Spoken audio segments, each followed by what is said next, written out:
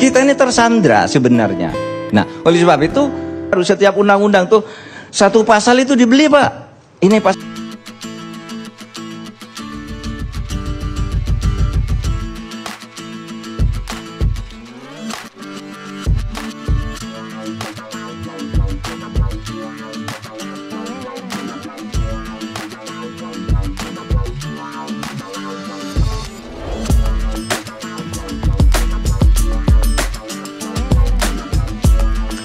Assalamualaikum warahmatullahi wabarakatuh. Berjumpa kembali dengan Romli Pratama. Teman-teman sahabatku semuanya, gimana kabar kalian? Mudah-mudahan kalian semuanya baik-baik saja beserta keluarganya di sana. Teman-teman sahabatku semuanya, buat kalian yang baru gabung, yang baru nonton video ini, silahkan di subscribe dulu, di like dan di komen guys. Buat teman-teman sahabatku semuanya yang udah mendukung support channel ini, terima kasih. Mudah-mudahan kalian semuanya diberikan keberkahan umur, keberkahan rezeki, dimudahkan segala urusannya, baik urusan dunia maupun urusan akhirat. Amin ya rabbal alamin. Teman-teman sahabatku semuanya, ini gua ada video nih, video yang terbaru nih, baru gua tonton tadi. Gua dikirimin temen nih dari Indonesia dan disuruh reaction video ini. Gimana videonya? Ini dia guys. Coba ini misalnya Freeport nih. Freeport nih. Siapa orang Indonesia yang tidak mau bahwa Freeport tuh jatuh ke tangan kita? Iya, benar. Semua mau. Semua presiden mau. Sejelek apapun itu selalu dikampanyekan. Setuju. Tetapi ketika sampai pada masanya, ternyata Freeport itu sudah punya dokumen hukum di mana dia diberi hak secara resmi oleh negara untuk mengelola ini dan diperpanjang 10 tahun sebelum berakhir dan tidak boleh ditolak selama Freeport mau. Nggak bisa disalahkan pemerintah berikutnya, karena kalau pemerintah berikutnya maksa ke peradilan internasional atau mungkin diadakan invasi sepihak. Nah itu persoalannya. Kita ini tersandra sebenarnya. Nah oleh sebab itu cara menyelesaikan itu bukan berkampanye besok kalau saya jadi gubernur Papua saya selesaikan Freeport. No. Mereka punya dokumen sekarang nggak bisa kata divestasi 51%. Mereka sehari bilang 2 hari kemudian bilang tidak sampai sekarang. Prof Mahfud, saya nanya dikit, dokumen yang menyandera kita itu dokumen apa? Dalam soal Freeport. Dalam soal Freeport, satu dokumen undang-undang yang pada waktu itu ditandatangani dan disetujui bersama oleh DPR bersama Pak Ginanjar. Cabut saya aja. Punya dokumennya. Nggak, cabut aja tuh undang-undang. Loh, kan orang sudah terikat sebelumnya undang-undang di situ disebut sebentar di kontrak itu dia mau itu disebutkan undang-undang, meskipun undang-undang dicabut tidak berlaku bagi Freeport. Ada Pak. Iya. Itu Pak Ginanjar dulu yang buat. Iya, benar-benar itu berjalan sampai sekarang. Saya ketika Sudirman Said itu dikritik rame-rame, gimana Anda kok bisa melakukan itu, merugikan rakyat. Dia ketemu saya, Pak, ini undang-undangnya, ini hasil kesepakatan DPR dan pemerintah. Ada tanda tangan Pak Ginanjar waktu itu. Saya punya dokumennya. Nggak bisa dicabut, Pak. Seperti Bapak sudah beli lalu cabut, berlaku ke yang lain, bukan ke Bapak. Karena dia berdasar undang-undang yang sah waktu itu. Nah ini persoalan kita, Pak. Ada hukum-hukum yang menyandera kita sampai sekarang karena kejahatan jabatan di masa lalu.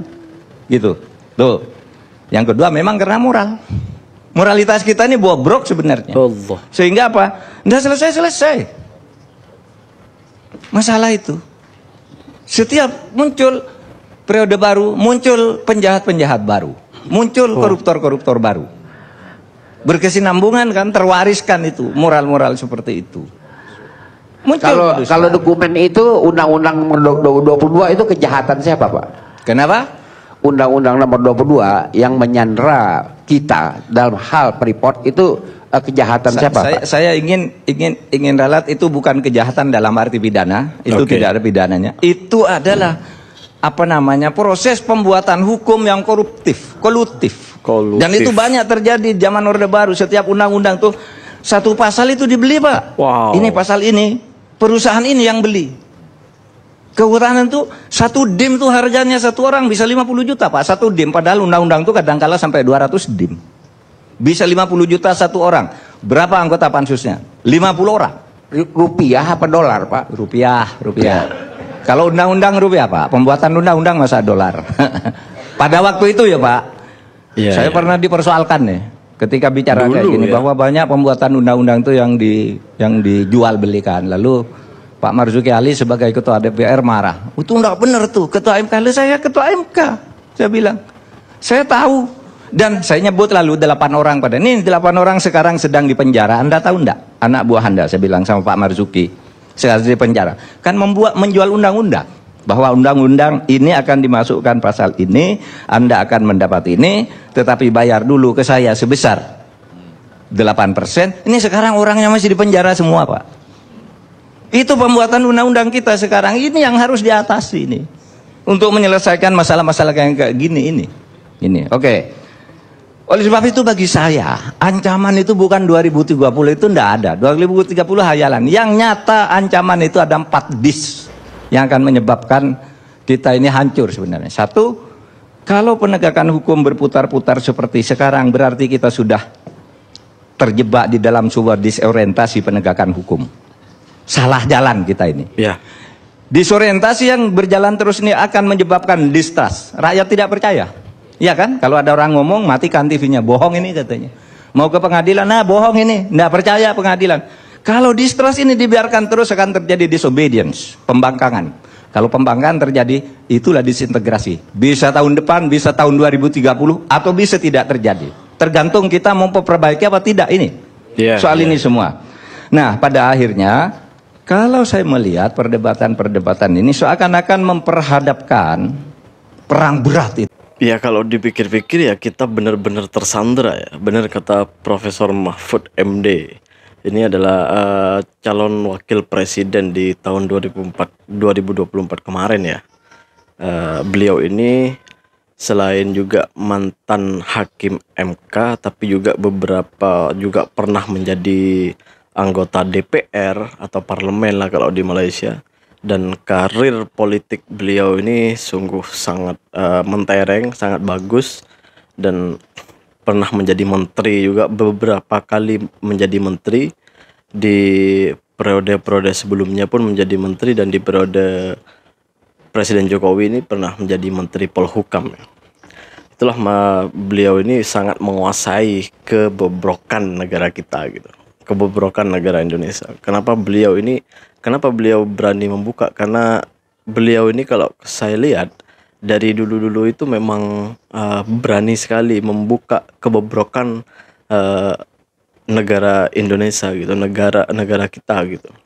Ya sebenarnya di konteks ini beliau ini bukan lagi lagi memburukkan atau membuka aib, bukan, tetapi agar masyarakat tahu bahwa yang melakukan kejahatan ini itu orang-orang yang tidak bertanggung jawab pada zaman dahulu gitu. Akhirnya yang sengsara, yang menanggung akibatnya ya kita sekarang. Contohnya di Freeport yang didebatkan ini. Freeport ini adalah tambang emas terbesar di dunia di Papua. Itu kan bukan dimiliki oleh Indonesia dan dimiliki oleh, kalau nggak salah itu US ya, US, PT Freeport. Ini sudah lama sekali dimiliki oleh negara luar, bukan dimiliki oleh negara kita sendiri gitu. Bahkan sahamnya itu hampir mayoritas punya orang luar, punya US itu. Jadi kekayaan kita itu mengalir keluar gitu. Ya benar, setiap kampanye calon presiden itu pasti yang dikampanyekan itu pasti ada juga tentang Freeport untuk dikembalikan ke pangkuan Ibu Pertiwi gitu, ke pangkuan Indonesia. Padahal itu semua tidak akan terjadi kata Prof Mahfud tadi, karena di situ sudah diatur sama undang-undang, artinya udah ada undang-undangnya. Kalau PT Freeport itu memiliki saham terbesar gitu, saham paling besar di sana, dan di situ udah ada MOU-nya, ada perjanjiannya gitu ya. Dan undang-undang itu walaupun dihapus, kata Prof Mahfud MD tadi, nggak akan ada gunanya, karena itu sudah disetujui dan di MOU-nya sudah jelas tertulis bahwa di situ ada undang-undangnya. Walaupun dihapus ya hanya berlaku untuk kedepannya, bukan ke belakangnya. Artinya yang memegang surat itu akan tetap berkuasa di Freeport di Papua sana gitu. Ya mungkin salah satunya kenapa Indonesia tuh jauh tertinggal dari Malaysia, mungkin itu salah satu penyebabnya. Dan kenapa Papua menjadi provinsi, kalau di Malaysia negeri ya, kalau di Indonesia tuh provinsi, mungkin salah satu penyebabnya kenapa Papua menjadi provinsi yang salah satu yang mohon maaf yang paling miskin, mungkin karena itu juga. Karena kita tidak memiliki 100% PT Freeport itu. Jadi kekayaan kita itu mengalir keluar semuanya. Dan bukan kita yang punya gitulah. Intinya, ambil gampangnya gitu. Iya, bener-bener tersandra sih. Tersandra. Dan bukan hanya itu guys, banyak kekayaan-kekayaan alam kita itu yang dimiliki orang luar. Nanti kita buat videonya lagi. Gua ada beberapa video tentang beberapa besar kekayaan-kekayaan kita itu yang bukan diambil sama orang luar, tapi memang ada oknum yang sengaja untuk menjual itu semua dan dimiliki oleh orang-orang luar gitu. Jadi ya sekaya apapun kita, kalau bukan kita yang mengelola ya nggak akan jadi apa-apa gitu. Kita itu akan ya seperti ini aja sampai kapanpun itu.